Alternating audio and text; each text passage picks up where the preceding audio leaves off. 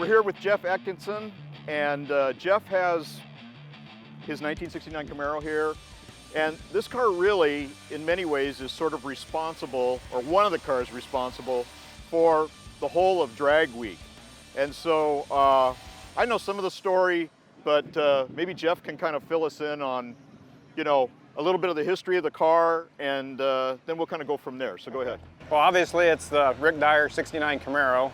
It was involved with the 1992 Fastest Street Car event that Dave Freiberger with Hot Rod put on back in the day.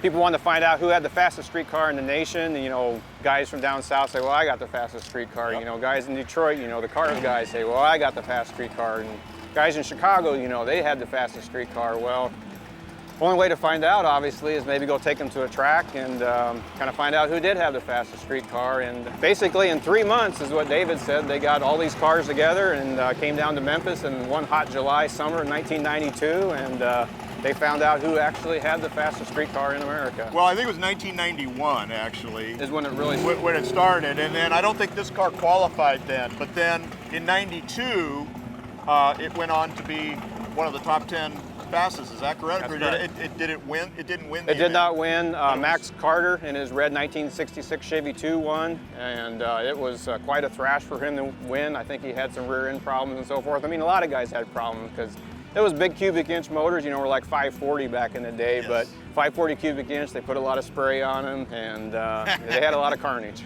So when did you buy the car? Bought the car in February 2015. Okay. And so that's like 6 months, whatever, before Drag Week 15. It had a mild 502 in it. That car, I bought the car from Cars Incorporated out of Detroit, Michigan. They still sell restoration parts yet.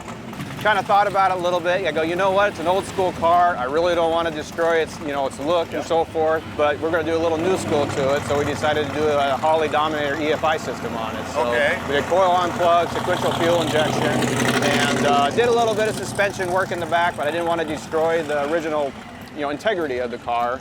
And we just kind of ran out of time. That Saturday afternoon, we're from Nebraska. And 5 o'clock Saturday afternoon, I'm sure you heard this story 10,000 times. We headed to St. Louis, got in at 3 in the morning. We never hear that. These people that come to Drag Week are totally prepared months in advance. We never hear of people working till 4 or 5 in the morning. Anyway, I'm just kidding. Go ahead. We made our first passes on Tech Day that night, both of us, because he updated his car. Of course, we were all doing the updates on my motor, and we did passes at almost 10 o'clock at night. We thought we were good to go, but obviously, we go back to the hotel, you know, we're still thrashing on the car, and we showed up the next day, and we made our passes. We both made pretty decent passes, but on the drive, he had some mechanical issues, and then, of course, I had a little bit of tuning issues and so forth, so. But no, we were a little bit more prepared this year. So I guess you could call it prepared. You never prepared. So what did you do this year to kind of get it? Because it seemed like you weren't having any problems at all yesterday. And how is this run now today? Have you had a good This time? is actually the fastest time I've ran with the car here at Norwalk. I mean, the facility is really good. The track is really smooth.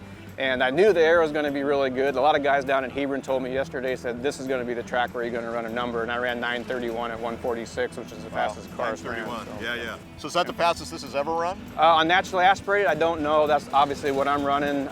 Rick, I think, ran an 8:38 with the car years ago, with a 632 with a ton of spray on it, of course. So.